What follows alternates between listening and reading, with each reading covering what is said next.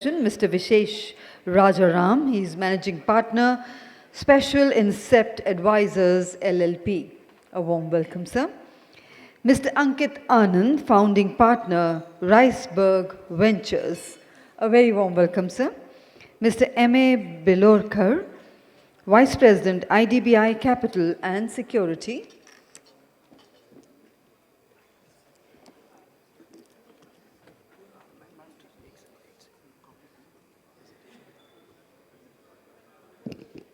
And may I also invite Mr. Nakul Batra, partner, DSK Legal.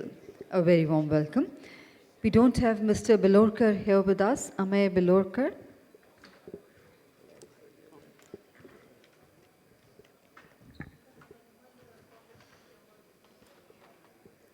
So ladies and gentlemen, once again a warm welcome to the session on fundraising, SPACs and M&As, scaling space business. Even as the pace of innovation picks up, barriers remain and access to finance can be limited, in part due to a lack of understanding about the dynamics of space business and its intended returns. A discussion that spotlights the fundraising efforts of the new space entrepreneurs for innovation, productization and scaling, including best practices and how to align with the finance's investment objective to overcome their risk aversion. So ladies and gentlemen, once again, the time duration for the session is approximately 1 hour 20 minutes, in which we have, in this time duration of 1 hour 20 minutes, we have the opening and closing remarks by the distinguished chair and presentations or addresses by all our eminent speakers, followed by question and answers from the August House, if the time permits. And I was told by the chair that in the end we have a small video to play, which of course he will announce in the course of time. So I would now like to hand over to our chair and moderator, Mr. D.S. Govindrajan. Over to you, sir. Good afternoon, everybody. I'm really happy to be in this panel because yesterday at the same time I was in a panel where we had a set of startups who actually spoke about that journey. Now we have people who will support and look up to startups in their journey. Yeah? So, as I said that I'm happy to be here and we have eminent panelists here.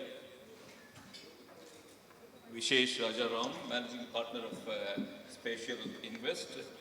Ankit Anand, Managing Partner of Riceberg Ventures. Amey. Yeah. Okay. We have Amey Belorkar and Nakul Batra from Legal. So we have different people, two venture capitalists, one IDBI Capital and Invest, and we have from legal fraternity. So what I would like to do is I will request each one of them to speak for themselves for 2 minutes. Then I'll request Ankit Anand to give a keynote address. Then each of the panel probably can talk few minutes with or without slides. We will have few question and answer session, and maybe if time permits, we will open the questions to the audience. So with that, I request Ankit.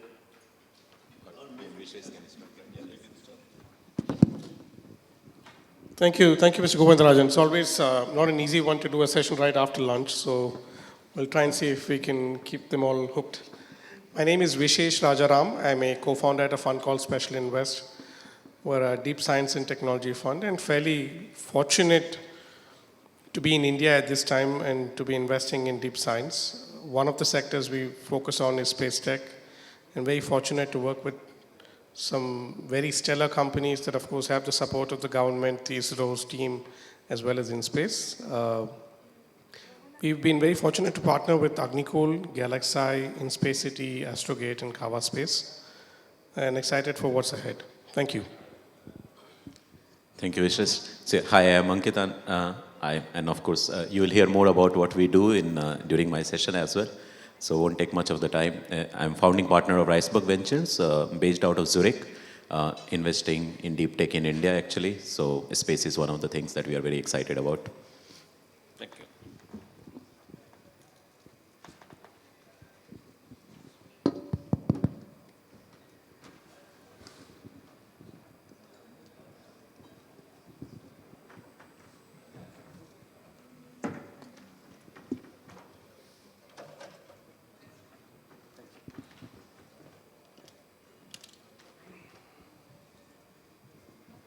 Yeah, I think Amey is not joining.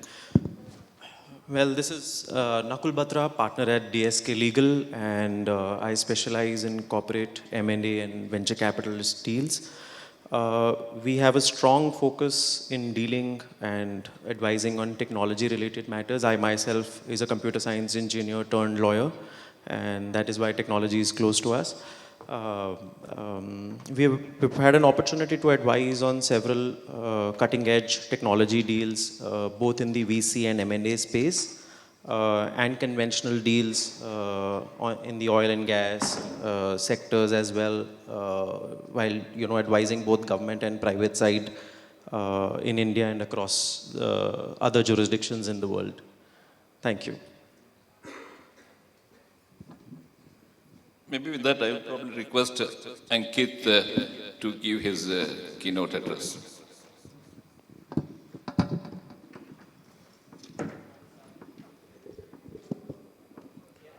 Let me know if you can hear me, and I hope the presentation works.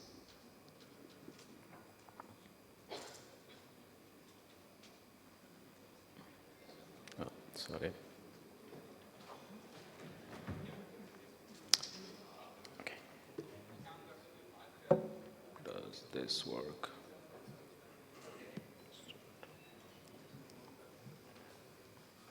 Is it on? Oh.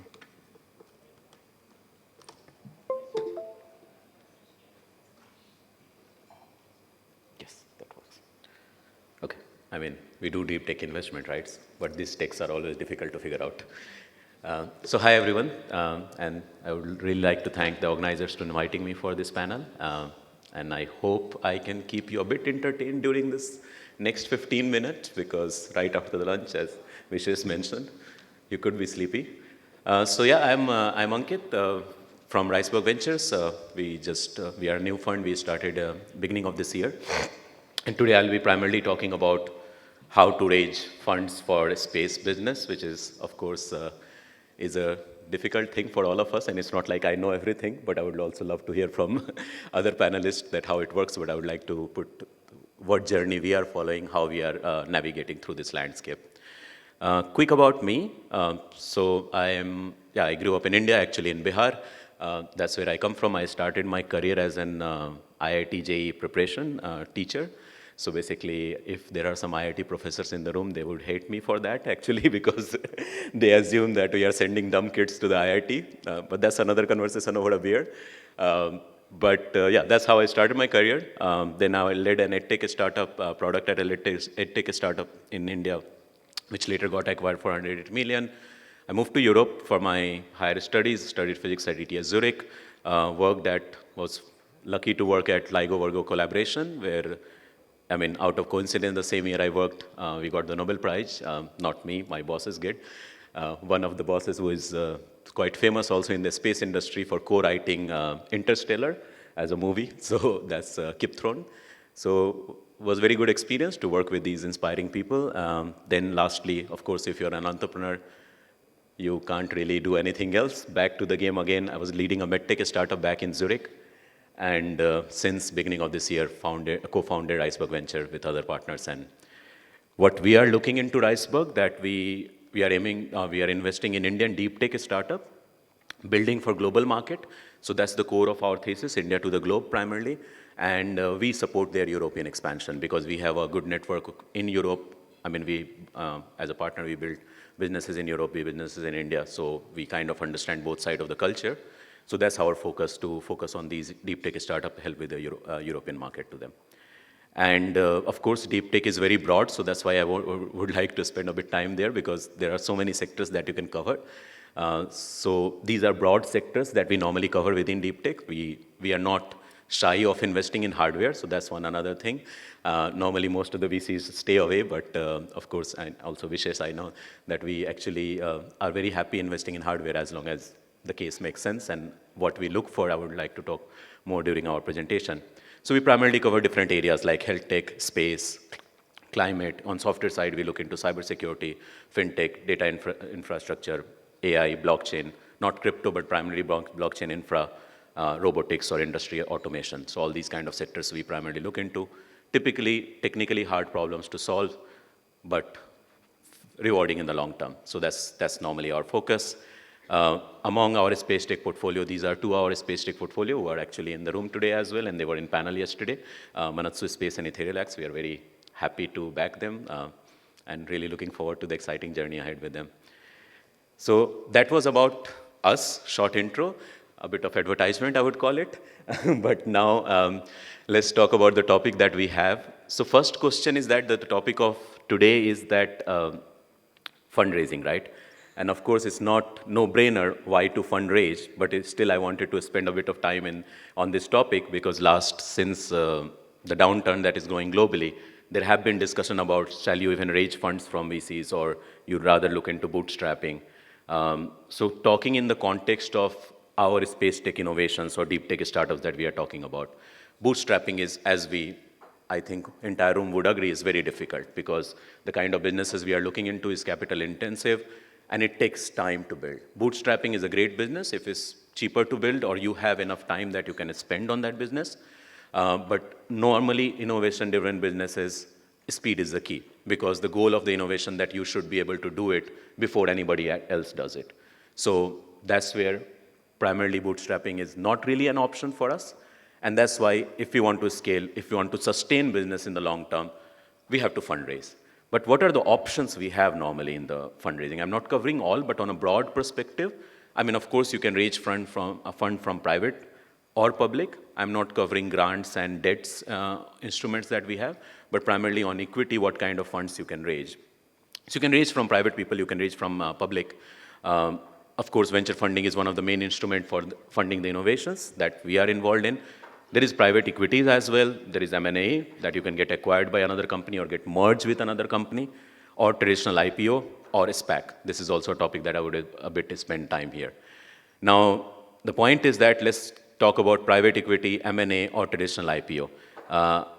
If you are already talking about or you are thinking about one of these as an option for you to raise fund, probably you are not in this room, because typically there are thresholds for you to prove the business is much higher in terms of revenue or product traction before you can get acquired by any company, or a PE firm acquires you, or you can go for an IPO. So that's why I won't spend too much time there. I would rather focus on these 2 areas, that venture funding and SPAC, which is common instrument nowadays for space tech startup in the stage that people are sitting in this room. So I would like, of course, give a bit more detailed overview on the venture funding side, which we are primarily involved in. So the most important for you as a startup, right? If you want to raise fund from a VC, you need to understand how their business works. Or that's primarily a sales process. It's not only as a startup. Any entrepreneur, if you are trying to get something from somebody, you need to understand, put yourself in their shoe, how they work. The core is that not only in space tech, 90% of early stage startup fails. And it's a global statistics, past 50 to 60 years. I mean, the exact numbers can be different, but around 90% of the early stage startup will fail. They won't able to exit. They will go down around, right? So investment will go to zero. Now, any VC or anybody who is funding that stage of a startup need to have that upside that the 10% of their portfolio can actually cover the return that they are looking for. Because at the end, everybody is investing today to get some return, right? So basic rule of thumb in VC is that every investment we make should be able to return the entire fund. That means if I'm running a 10 million fund and I make 100 investment, 100K each in every startup, this 100K should be able to turn into 10 million. That potential, that upside potential that we should be looking for. So that is 100x. Unless you do that, it's very difficult to be able to even return money for us to our stakeholder, right? So, and then it becomes difficult. So this is most important thing. That's the only rule of venture, power law. And we can always try to deny this. I would love that this number would have been anywhere different. It's not happening. So far, we don't have anywhere we see that this happens. You can be lucky at some time. And that's the global average. So we have to live with these statistics. Now the question is, if we are looking for this kind of fund, then what we can actually fund. So let's talk about innovations in general. What do we mean by innovation? Of course, innovation primarily means solving certain problems. So what kind of problem? Of course, problem should be a useful problem to solve where people care about, right? But there are different types of problem one can solve. The simple one, a simple solution for a niche problem. Like primarily, even in the space tech industry, let's say you're making a component for a satellite which costs $100 each component. We know that number of satellites that's being launched in the world is not like in hundreds of thousands. It's a limited amount. So if you are selling something for a satellite for $100, it's a niche market.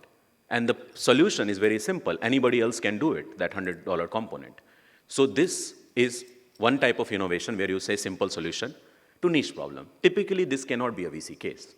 Though it can be a great business, you can make great money out of it. So there is nothing wrong with that business. Just that this risk-return profile of a VC won't work for this kind of business. Another type of problem can be simple solution to a mass problem. You can be selling things for $100 or even $2, but if there are billions of customers around the world who needs this solution, then the upside is very high. And that is typically has been the favorite of most of the Indian VCs, right? That's e-commerce, that's fintech, right? You make per customer, you make very small amount, but the market size, the number of people who need that solution is sheer large that you can really make the multiple that you are looking for. Then comes the interesting part. Complex solution for a niche but premium market. That's like a rocket launcher. Market is not like that you're going to have like 100,000s of launchers out there, right? But with one launch, you can make a lot of money. So but it's hard to crack. It's a complex solution. That's why it's very premium price, right? So complex solution for a premium problem. And then, of course, complex solution for a mass problem, which I would love to fund. That's ChatGPT, basically. That very hard to crack, but if you crack it, everybody involved will love to have it, right? Google was one of those innovation in back time. This happens once in 20 years in the world, but this is the most favorite case that anybody would love to have. We don't have that money. And as we discussed, space is typically falling in this category of a complex solution for niche but premium problem. So we need to firstly understand where are we lying, what kind of innovation we are talking about. Most likely it's a complex solution to a niche problem, and the math should work for that. Now, interesting part is that a lot of time, a common myth that I will call a village myth, I mean, I would love to hear Vishesh's opinion on it, that people think hardware or space is not a VC investable business. Why not? Because software is cheaper to build, is easy to scale, you can just make a lot of money with high speed, and requires less investment, right? While space tech and hardware takes a lot of money, a lot of time, it's not really a VC case. Personally, that's my opinion, I don't agree with that. If you really even look at the number. 2 examples. OpenAI has raised $11.3 billion in past 8 years. SpaceX has raised like around $9 billion in 21 years. SpaceX is still world's most valued startup. It's a hardware startup. And it was a VC-funded startup. It's a VC case, right? While OpenAI is also a VC case. They are both great businesses, but that doesn't mean that we disqualify hardware as a VC case. Hardware can be a VC case. We just need to think from that mindset, right? That's more important part. It's not about, it's no battle between hardware and software. It's primarily the return profile that we are looking for. If this can be ensured, it makes a VC case. So that's the important part that I personally think, but most of the VCs normally think that no, software is easy. The problem is that, like, when we are talking about the previous one, I'll quickly go back to the previous slide, like let's say simple solution to mass problem, which has been favorite for the VCs. Of course, we think it's cheaper because the solution is simple to build. But we always have to factor in, if something is simple to build, is it cheaper to sell? Because if you can make it, everybody else in the market can make it. And if everybody else in market can make it, then your customer acquisition cost becomes higher. And this is one of the issues that Indian VC space ecosystem is currently facing. All the down rounds that are going through in the D2C, all the Baizus of the world, that all the discussion of the valuations is happening. Why? Because customer acquisition cost is sheer high. So, I mean, I'm sure that all the D2C startups in India have raised way more money than any space tech startup in India would have ever raised, right? So how we are saying that is cheaper? It's not, right? So that's the part. So you have to always factor in not cost to build, but cost to build the business. And business starts from building a product till finally to be able to sell it. And that all costs are different. I mean, yesterday we heard Aves from Pixel. Their customer acquisition cost was sometimes zero because they were the only people making that thing. Then people Googled about them to come and call them that, hey, I want to buy your solution. That's a zero customer acquisition cost. So when you are building a complex problem, when you are the only one in the market doing it, you reduce on your sales cost. Of course, you increase your product cost. That balance, that math you have to work out. But as long as you know the math, it should become a VC investable case. So that's the good news I want to put in the room here. That yes, space can be all hardware in general can be a VC investable case. We just need to think from that mindset. And what does it take to build a venture case, right? Most important part is that urgency of the problem, which is very relevant for space industry. If you are solving a problem, it can be a great problem to solve, but if it's not urgent, people know that ISRO and NASA of the world will solve it tomorrow or today. Why would they should buy from you? If it's not urgent, it can wait for 10 years, right? Startups have only one edge, speed, right? And they're focused on certain niche that others are not yet looking into. ISRO may have other priorities to deal into. There is a one problem that you found that ISRO is not currently focused upon. You can build something for that. ISRO will love to partner with you. And all the space agencies around the world would love to partner with you, right? So if you focus on that, that's important. And that would happen if you're looking into an urgent problem. That problem needs to be urgent to be solved, and people don't have bandwidth to solve it by themselves. Of course, second part is the market size. You can look into an urgent problem, but as we discussed, if it's a simple niche market, which doesn't add up to a VC case, then it's a problem. Rule of thumb in VC is that 10 billion to 100 billion honest market sizing. And that's, please, all the startups in the room. Every time I receive a deck, the market size slides are really, really bad. Because they are done on, okay, we are dealing with $1 trillion space industry. No, your solution is not dealing with $1 trillion space agency, right? You just need to understand what are you solving, what problem you are solving, what's the price of that problem, and what's the market size of that problem. And if that market size is somewhere between 10 billion to 100 billion, that makes a global VC investable case. That's roughly the number. And then third is the delta of the solution. What are you solving? That should be way, way better than existing problems in the market. 5x, not 20% improvement. Because nobody cares about 20% improvement because it's an industry where trust is a very important role. Why would somebody buy something from you as compared to going from an established agency or like even a company that has been in market for 50 years just for 20%? So it needs to be 5 times better that nobody can compete from you. And important point is that these are not the rules for space tech industry. This is true for everywhere. That's what we see look for most of the businesses that you are building. So as long as you can fit your space tech business into that playbook, you have the game. You can have that conversation with those VCs, right? Whether they are investing or not. And of course, the last thing, which is the most important, and that's where the real funding happens, that's the qualification, is the team. And what does the team means, right? Of course, passion. Everybody who is sitting in this room, I'm sure they are super passionate about what they are building. That goes without saying, right? But most important is that you can build it before others and you can sell it before others. And that goes back to the previous 3 points that we mentioned, right? If you establish that trust that you are the guys who can do it, then that's it. I think these are the 4 criteria we also look into, whether it's space or non-space businesses. As long as that checks in, we are normally in.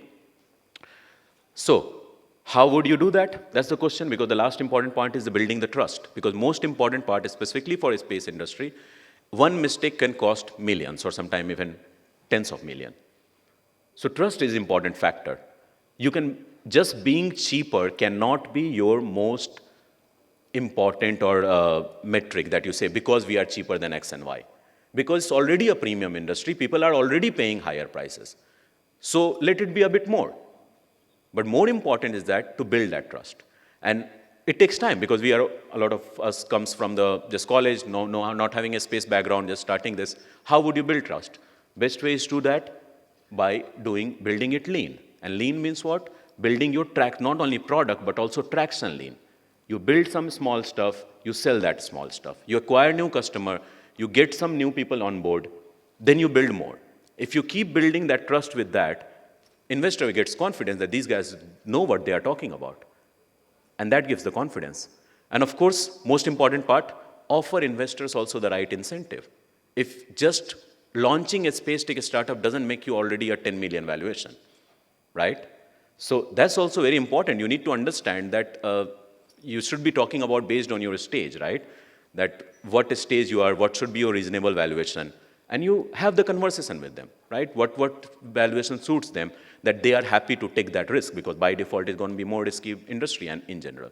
As long as you offer that, you will have a good conversation, in my understanding at least.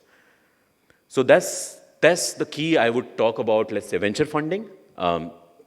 I'll quickly touch upon this SPAC and we'll come back here, but that's the point. And I'm also happy to hear more questions afterwards if you have something related to that, how to build in there. Now, one topic that I don't really love, but it's a very important new kid in the village, SPAC people talk about. Firstly, before I start talking about SPAC, how many people know what SPAC is? Can you raise hand, please? Okay, good. I mean, Govind warned me that Indian audience normally don't raise hands, so I gave it a try anyway. That's teacher in me, basically speaking. I'll give you a quick background of a SPAC, what a SPAC is. Primarily, it's called a special purpose acquisition company. This is a company that is formed in public, in a stock market primarily, with the purpose of acquiring a company. But trick is that the day you launch this and you raise money for this, it's not yet clear who are you acquiring. So you go with a shell company, you just as investor build a trust that, okay, I know what I'm doing, right? So I can acquire a good target afterwards. You raise money from people, and then within 2 years, you have to acquire a company to fit the bill. If you not, you have to return the money back to the investors.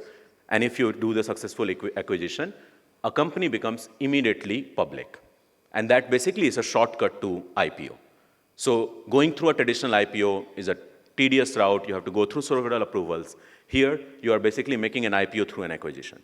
So that's an instrument that was, in past few years, gained a bit of attention to bring things in public. And a lot of space tech startup globally jumped into this wagon. Now the question is, shall we do this SPAC, right? Let's talk about more examples, right? There are good examples and there are bad examples of a SPAC as well. Good guy and the bad guy in the room. There was a company called Black Rifle Coffee Company. They did an amazing job with going through a SPAC. It was a veteran launch coffee company. They had a good public story. People loved them. And they had a good profit. They had a good books out there. People wanted to see them in public. They could skip that entire route of the traditional IPO by going through a SPAC. Great example.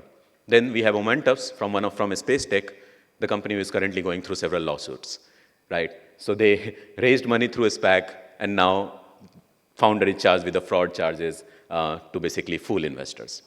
So why SPAC was used? Because for a space tech industry, the core emotion there was that a space is easy to build public momentum because people love it, right? People are fascinated about this industry, so you can actually build the public momentum without having even a good books. You can. Do you do it? Does it sound ethical? I would say no. This SPAC, I personally have a very strong opinion, SPAC is not the right instrument for an early stage startup to raise money.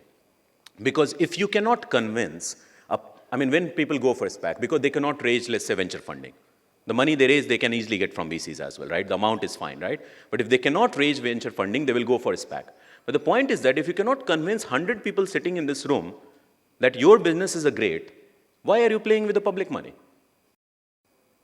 That's bad, right? I mean, public money is more sensitive, right? They have more important responsibility to take care of.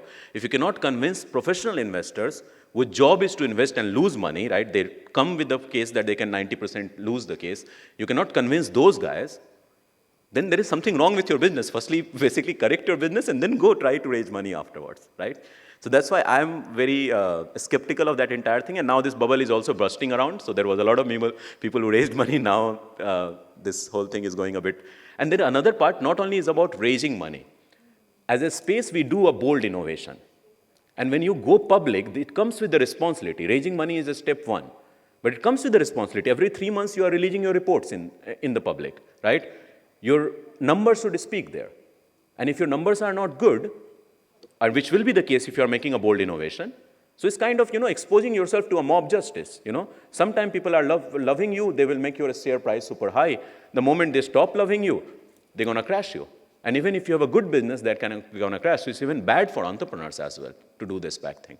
So I'm personally, sorry for a strong opinion, very skeptical of that entire thing. I would love to hear other panelists about it, what they think, in a space tech business context. It's a great instrument, great thing to do, but you need to play with it nicely. So that was about SPAC. So the bottom line is that how do we raise money in that case, right? Building. That's the only thing I can say. Everything basically boils down to that. And I know everybody who I'm saying that, okay, build lean, they're like, but we do deep tech startup, we are different, we cannot build lean. I mean, of course, I'm not putting a number, what does building lean means, right? You can define your own lean pathway, but however, how much complex the business is, you can always find a lean pathway to build it. And if you can do that, show step-by-step traction, you build confidence. And yesterday we heard from all startups in the panel, exactly that's what they did. Everybody who raised, that Pixel, that Manassu space, they did something, they demonstrated, they raised. Then they did more, then they demonstrated, they raised more, right?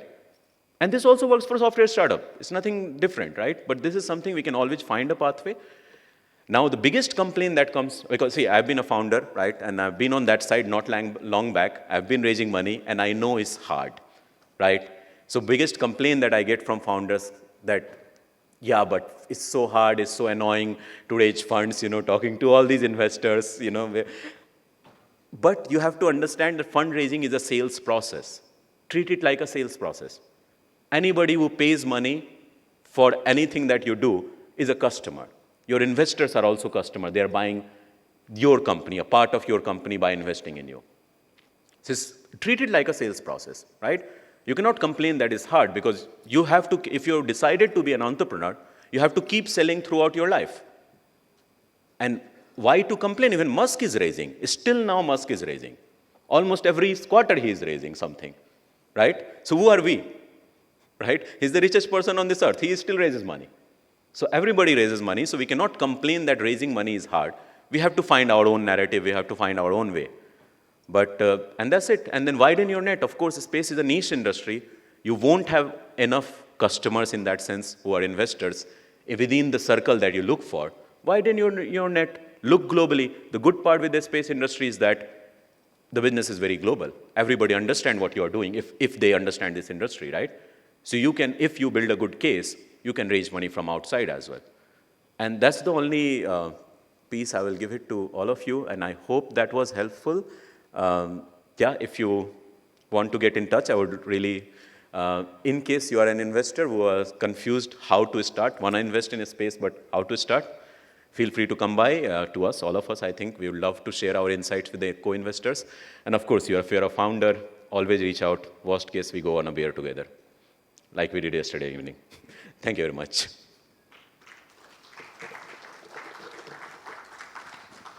Thank you, Ankit. Vishesh, would you like to take?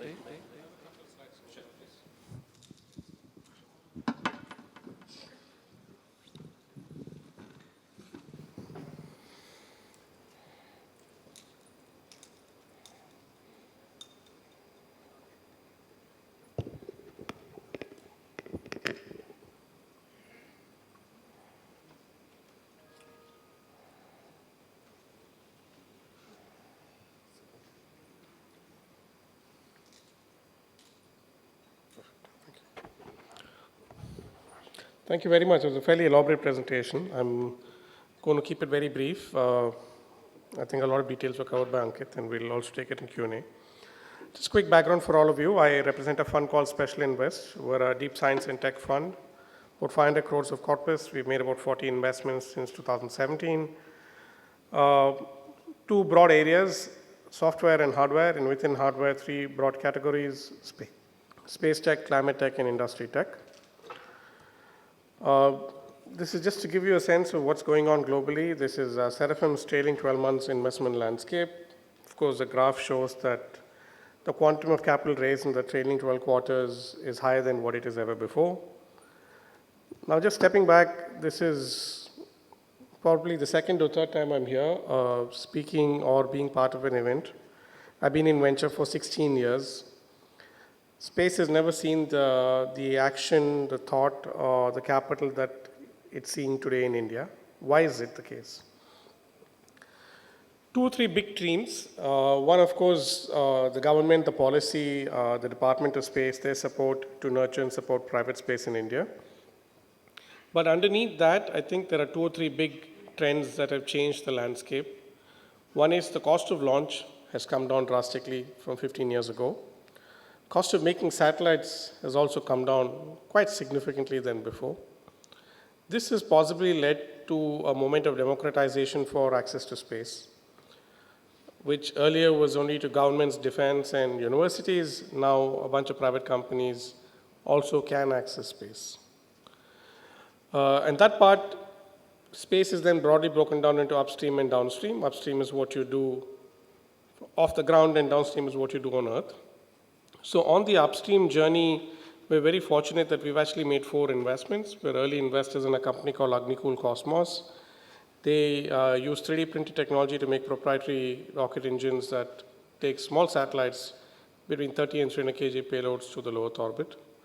We have Astrogate Labs, and I believe they were here yesterday. They make communicating between satellites and satellite to ground cheaper and faster, working on optical communication versus legacy radio frequency. Galaxy is a multi-sensor sensor fusion satellite company that's working on Earth observation use cases for insurance, aquaculture, and maritime. And InSpacity, which is our most recent investment out of IIT Bombay, is a group of professors and PhDs who are working on satellite maintenance in orbit, therefore deorbiting, end-of-life support, refueling, among other things that they do. On the downstream side, we've partnered with a company called Kava Space that's working on geodata as an API for businesses. I think we're still scratching the surface. I think the market's very large. This is not a winner-takes-all market. There will be multiple rocket companies, multiple satellite companies, multiple propulsion companies as well. I think if I were to sort of give a view of the way forward, at least from where we're looking at, continuing to see if there are software applications as well on top of hardware solutions. I think Digantra is a classic case where they're trying to do space situational awareness as a solution. Also looking at reusable rockets, and more importantly, what else can you do in space that you can do cheaper, smarter, better than doing on Earth. But that's just been our learnings thus far. That's all I had to share from what we've done in the sector. Quite happy to take questions during Q&A. Thank you.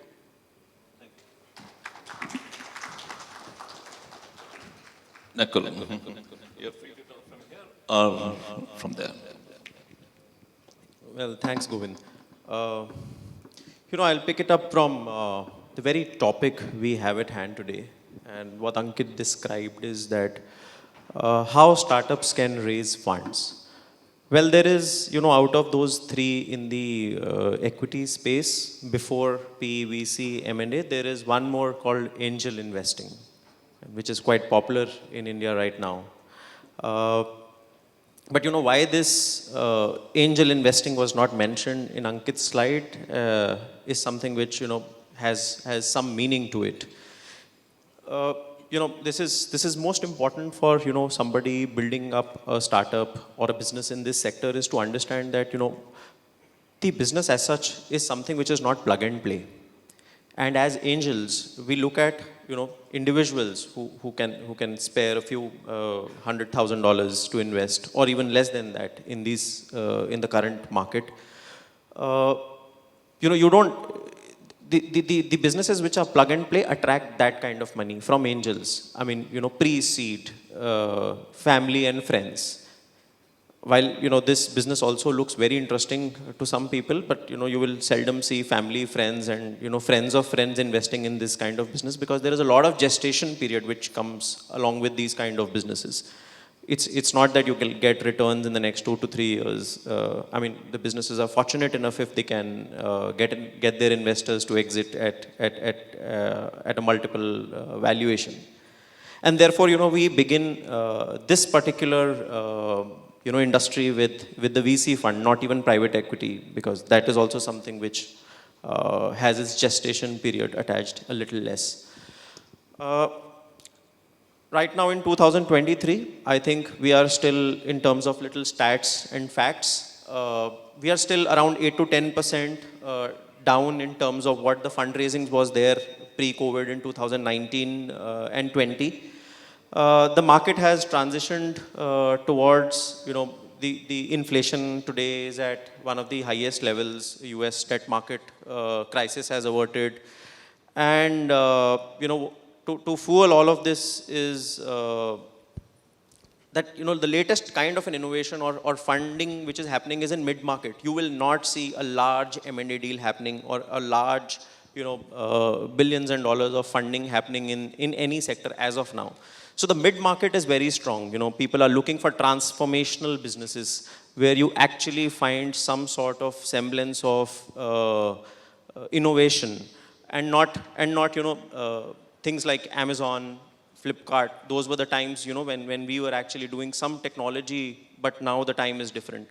VCs, like Vishesh and Ankit are looking in this particular sector, which is somewhat transformational in nature. I mean, we never had our doors open to space kind of businesses until 2019. It is only after, it has always been with the government and with the outer space policy. Everything has to be governed by way of some kind of a government regulation. To that extent, space is something which is very, very exciting for VCs, yes, and as a business also. So this is something which which was important in terms of venture capitalist funding. Coming on to SPACs. So SPACs is special purpose acquisition vehicles. I think it's a genetically modified baby of financial engineering, which can either go north or south. You never know. It's basically, it has not picked up in India. There was only one company which did SPAC, which was Renew Power in 2021. SPAC is something that, in India, I mean, if you look at the securities laws by SEBI and Companies Act, for example, you need to have a business, you need to have a valuation to raise fund. SPAC is something in which you don't need to have a valuation, you don't need to have a baby to raise funds. You go into the market, shout out loud, I am going to do this, raise funds, and then find an opportunity to invest in that space. SPAC is that. Unfortunately, US as a market, as a public market, has many participants across the world, and therefore it makes a lot of sense for people to use that market to raise funds for these kind of financial engineering models. But unlike in India, where we are still developing, rather I would say growing and learning the financial modeling part, we still are at a very nascent stage of understanding finances from that perspective. And therefore, our law does not allow, with that ease to have SPACs. It is, if you've heard of the Gift City, I mean the IFSC in Gujarat, that allows for SPAC listing. But practically, if you see, you have not seen even one after 2021 in the Gift City also. So SPAC is something, I mean, it will take its own course of time to develop, but at least as of now, as Ankit rightly suggested, or has his views, I concur with those kind of views. It's better not to touch and go that path. Yeah, I think leave to Govind for the next set of questions. Thanks, Nakul. What we have seen is venture capital funding has all along been there. It is nothing new. Only in the last few years, maybe because of what we have been hearing, the SPAC. So it was very popular. When something new comes into the market, obviously it becomes popular, depending upon how it has been modeled. Either it will stay, sustain, or it will find its place. So what we have seen is over the last year, SPAC, because it was modeled around speculation over reality, obviously, yeah, it has become little unpopular now. As Nakul said that it is also financial engineering. If you use the word engineering, probably somebody will work on developing that and bring it back. So we are not discussing about that as of today. What has happened is during that stage of SPAC, the valuations of those companies were very high. Now what has happened is the venture capital funding are looking at startups whose valuations are not that high as it used to be in the last 2 years, which is good for our friends. Then, sorry? You're making us the villain, you know? No. See, as Ankit also mentioned during his talk, that is, it is a sales process. Whenever we talk about the sales process, obviously we are talking about the product.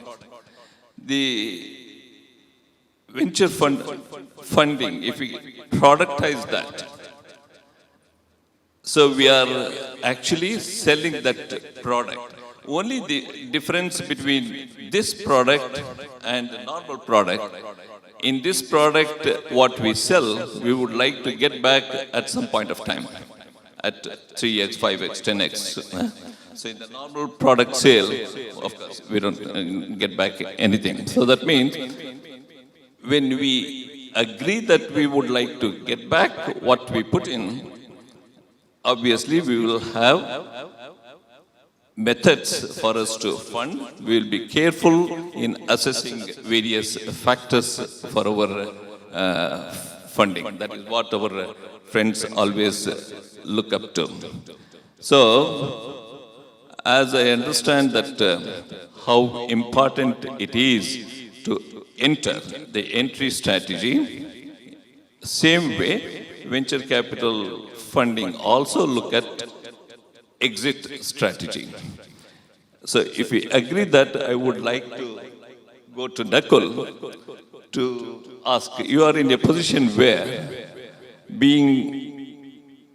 running a legal firm, you will always be needed both from the funding side and from the startup side. Because you have to take care of the interests of both. One should take care of their investment, what they may do. Another side, they have to take care of the valuations and the value that they have created. In that scenario, Nakul, there may be a lot of risk factors may be involved. What risk factors do you consider in advising on both sides, giver and taker? Yeah, thanks, Govind. I think VCs are basically invested not from a strategic perspective, but only to a larger extent, I would say, from financial returns perspective. And therefore, exit for them is of paramount importance. Unless you see an exit strategy, I think VC money, or for that matter, any investor's money, is not something which an investor would like to pump into the startup unless they see an exit route. So, looking at it from a venture capitalist's point of view, I think what is important is what they are looking at in the form of this. I'm going to target only the sectors such as a space which has a large gestation period, and exits in that form will take a longer period of time. Things to look at from a VC point of view in our from a legal perspective is that there has to be an addressable market in terms of what product are you creating. Are you creating a product which addresses the problems? Like, for example, Ankit mentioned simple solution for a niche problem or complex solution for a niche problem. Unless you find something in terms of product which caters to your investment in the right fashion, there is no exit. To structure an exit point of view, there are several modes and methods. It is either that some institution comes, there is a Series B, there is a Series C, and the VC's investment is bought by some institutional investor in the next round. And that will only happen when there is that proof of concept, or the revenue stream starts to kick in. That is where you will find the next series of investments. It is more or less, unfortunately, till the time you reach an IPO stage, it's a valuation game, and valuation is all dependent on what is the market size, what is the product that you are creating. To mitigate the risk in all of these scenarios, what we have in terms of documentation from a legal point of view is that we create many scenarios for a VC or for an investor to exit. Now, this is, at the end, everybody wants to go for public market listing, where there is actual money, where there is large number of participants in your game as a startup. So, there is a waterfall mechanism in terms of, covering your risks in the form of an exit, which is of paramount importance, as I said. The other thing is to look at from, are you investing in India, or are you investing in US or other markets which are more acceptable to this kind of a technology? Very lately, what we have seen is, some sort of technologies like space, like, hardcore health, pharmaceutical. People have started to look up for startups which are based and have their headquarters and IP based in US or Singapore, because it's easier for them to exit from those jurisdictions, as that's a larger market. There are investors, more investors over there in terms of visibility point of view. We have seen in the last few years that there are innovative models which are being structured both financially as well as legally for Indian companies to go abroad, set up their businesses, and do all the work in India. Have actual back offices in India, but every asset is housed in US. And that becomes an easier task. It's a lot of detail. I'll not go into that. But it's an easier process to have an exit in terms of protecting your risk when you are based in a jurisdiction such as a US, which is wider market. Thank you. Vishesh, to you. What is your investment strategy and also focus while you invest in space tech companies? I'm asking because, as you explained, your investment portfolio in Indian companies include multiple activities like Nakul, Astrogate, Galaxy Eye, Kawa Space. They're all doing different things. So, do you believe that investing in a basket of activities in startups is good for you, or you would like to focus on one or two sectors within the space activity? So I think in general, a venture fund, barring for a few, most of them pick a certain strategy. For example, we're deep science and tech, right? We do climate tech, we do hydrogen, we do electric vehicles, we do space as well. But within space, of course, we made 5 investments, because I think across 5-10 decades, you rarely come across a situation where an entire sector is revamping, changing, exploding in market size, exploding in technology innovation, exploding in policy push. And I think space particularly is just going through that as we speak, right? We haven't, barring for a few here who build private companies, there haven't been that many. The timing for it is that much more better now. And hence, then you have to dissect the entire industry value chain and see where you want to play. right? 5 years ago, when we started to look at it, we said there's an opportunity in small launch vehicle because anything that's large is being done by ISRO. Let's focus on the smaller ones, which may not be in the priority roadmap for them, right? That was one. The second piece was Earth observation is going to be a very large market. It's still tip of the iceberg. You're still scratching the surface. So within that, there are 10 or 20 of them already globally trying to do it. So if you were to do it in India, why should you be any different? And that's when Galaxy came out and said that, we're not a single sensor, we're a multi-sensor, we do sensor fusion. And therefore, the drive is to get into a large market, but still continue to differentiate there.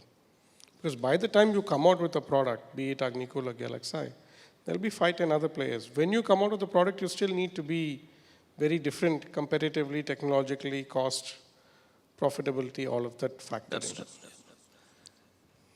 Also, I understand that as a strategy, you set aside 50% of your funding for a follow-on investment. If that is correct, in my opinion, it is a good thing. That ideally shows a lot that you more. would like to keep faith in the companies in which you invest and allow them to grow. Is that right? I think it's got two sides to the coin. The one side to the coin is, of course, you keep faith. The other side to the coin is you are realistic that some of these are fairly long gestation businesses, long-term businesses, and they'll continue to need capital at each phase of proving technology or proving market or proving customer phase, right? And as an early investor, if you're able to continue to back them, it significantly helps credibility. Two, it's also putting good money after good money for an investor, so it sort of works both ways. Wonderful, that's a good thing. Ankit, similar to Vishesh, I think you have invested in a couple of Indian startups like Manastu and Ethereal. They both actually do not do the same type of functionality. So what made you to invest in those two companies? And as a follow-on to this question, what do you consider? Value over valuation? And how do you evaluate before investing this? Thank you. So the point is that we are doing all deep tech, right? So for us, because deep tech itself is globally not yet like a very large market that you have too many options. And as a venture fund, diversification is key, because also when I mentioned that we are looking for that upside because 90% gonna fail, if we don't diversify, it becomes a problem. So it's just basic financial rule of the game that we should be diversifying, right? So within deep tech, we diversify within sectors. And of course, within sector also, we are looking into few options. So in a space, we are not looking into one solution or something. What we base upon, the way we judge, as I gave like 4 types of innovation, we love the last 2 of it.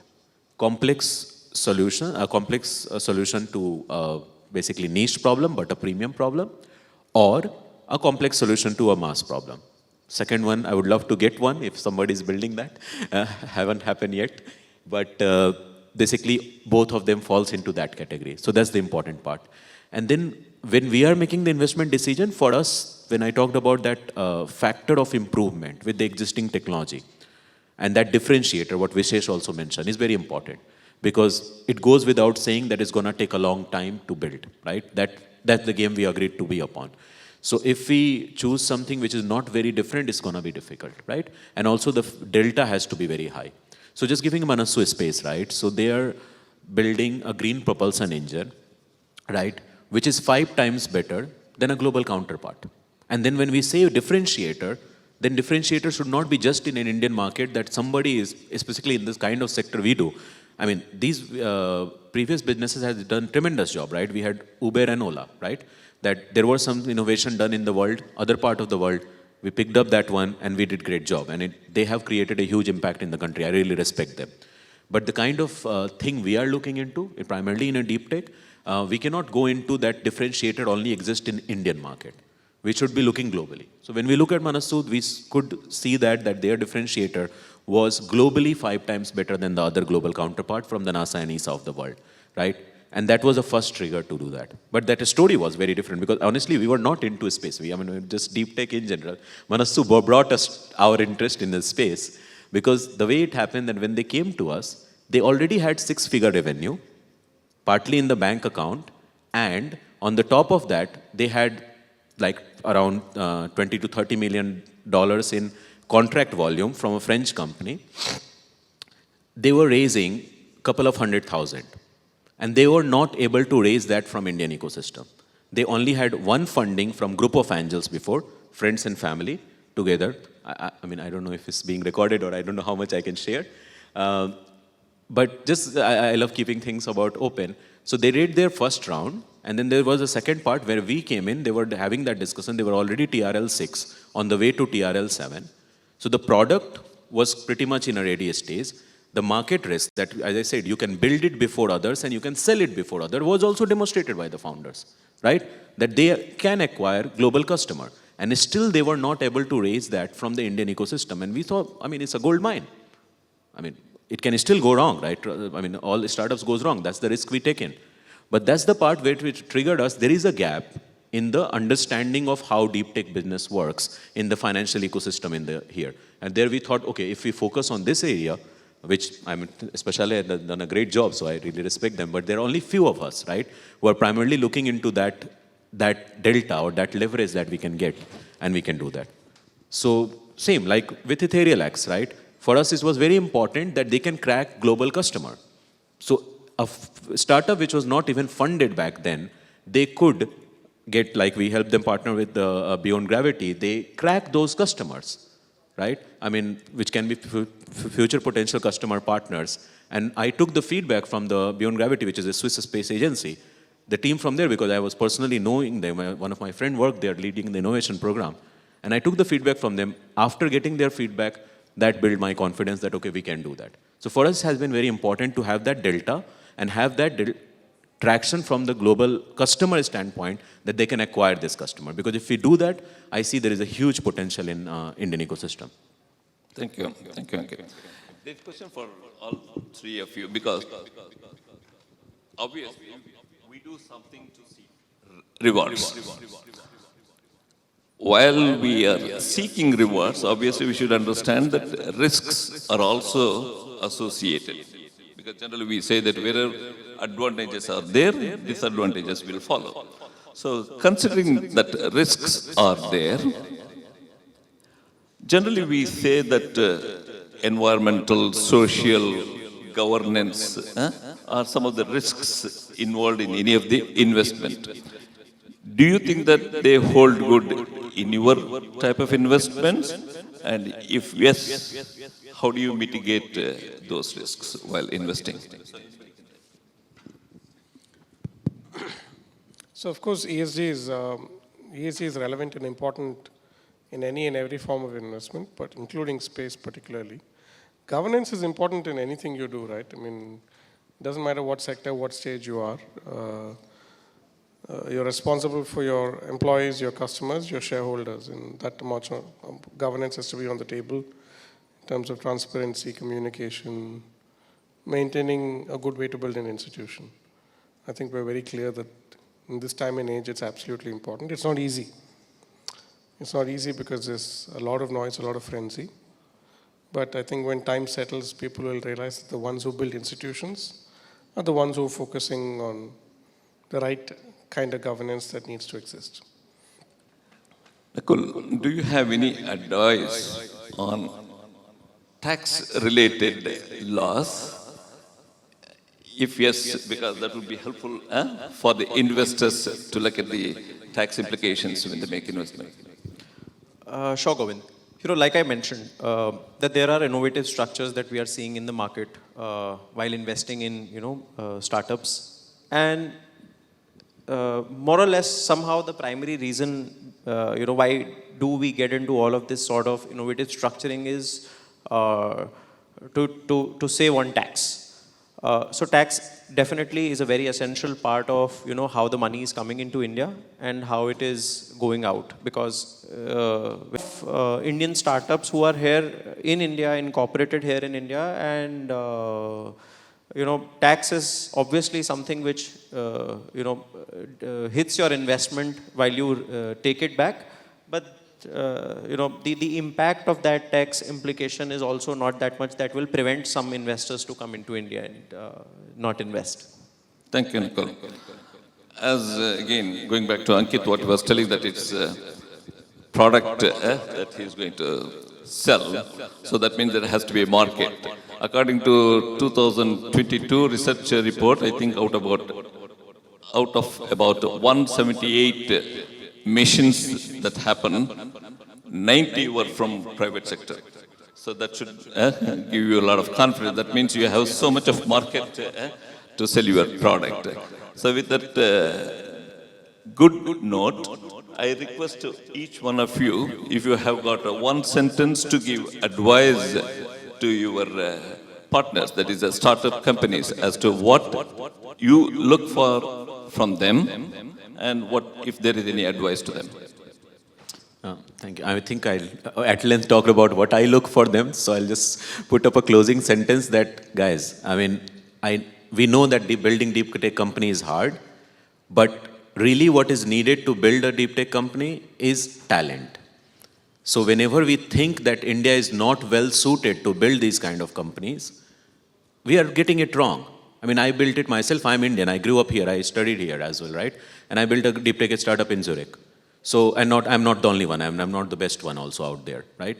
So we are the people who go out and build these companies all around the world. We can also do it here. And that's the most important asset we have, is our talent. So we have to start believing in ourselves. And most importantly, that we have to stop looking, okay, what is already done, how can we replicate it, versus looking into 5 years ahead of the time, what world gonna need, and I start preparing something of that sort. We just need this small kick now. If we have it, we'll crack it very well. And I'm very confident we're gonna do very good. I think it's a great time, particularly for space, to be in India this decade, this era, this policy framework. I know a lot of you would possibly need private capital. I would ask you to research the investors, right, who comes in at what stage. I would also ask you to reflect on your own business and see how much you need in various phases. You don't need all the money up front.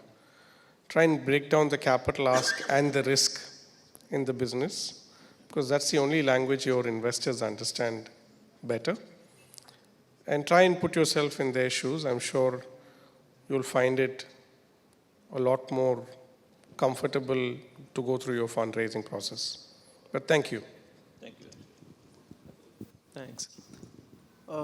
Being a lawyer, we see this space from our perspective as one of the few ones in which there is a lot of ground to be covered, but yet very, very attractive in the sense that, this is something which is transformational in nature, and the country is looking towards, being in that higher echelon of technological development.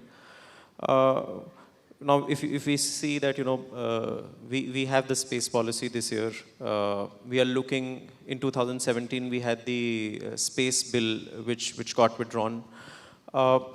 We are seeing that the government is also taking up this baton to actually make this very lucrative for both VCs as well as startups in this sector, since we are going along this path of technological advancement.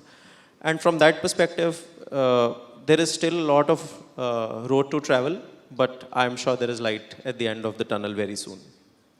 Thank you. I think we all agree that there are exciting times ahead of all of us. Startups can confidently look at VCs for funding, and VCs can confidently look up to startups to fund and provide their product. I'm extremely sorry that there are no time available for the distinguished audience present here to see questions, but I assume that there are no questions because they all answered whatever questions probably you would have had. With that, I take liberty in closing this session, and thank you very much. Thanks to everybody.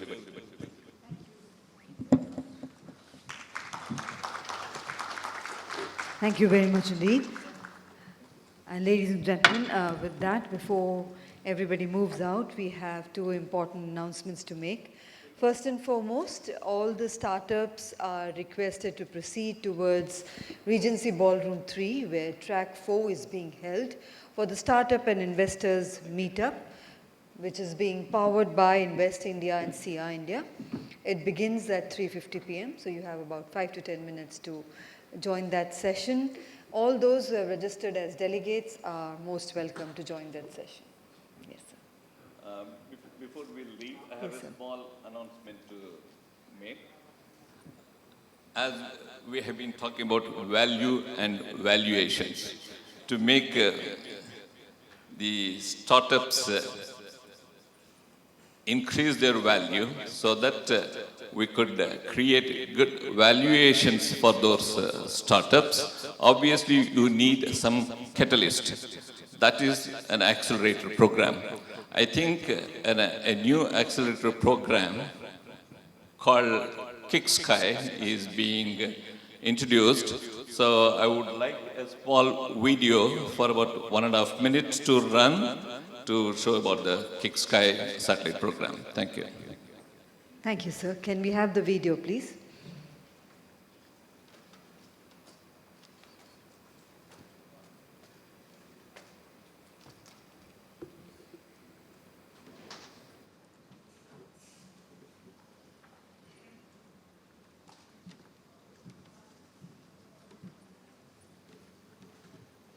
Coming down the ladder now.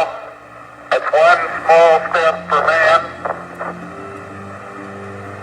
one giant leap for mankind. From our first tentative steps into the cosmos, humanity has traversed an incredible journey. The technology that propelled us to the stars has evolved exponentially since those early days. Throughout this voyage, contributions have flowed from every corner of the globe. But one nation stands as a testament that space exploration is more about audacity and vision than simply resources. India's successful maiden Mars mission, achieved on a budget leaner than a Hollywood film's, showcased our untapped potential in this realm, a narrative that swells our hearts with pride. Despite being a leading player in the global space ecosystem, India holds only a 2% share of the market. Now, it's time to rewrite this narrative. It's time to empower our nation's talent, to literally launch them skyward. Introducing KickSky, India's first VC-backed space tech startup accelerator. Because for us, the sky is not the limit, it's just the beginning. Thank you. This is backed by two of the VCs, Riceberg and E2MC, and supported by SIA-INDIA. As we progress, I think the updates will be made available by both of them. Thank you very much. I request KickSky team to come so that people could ask further questions if they have.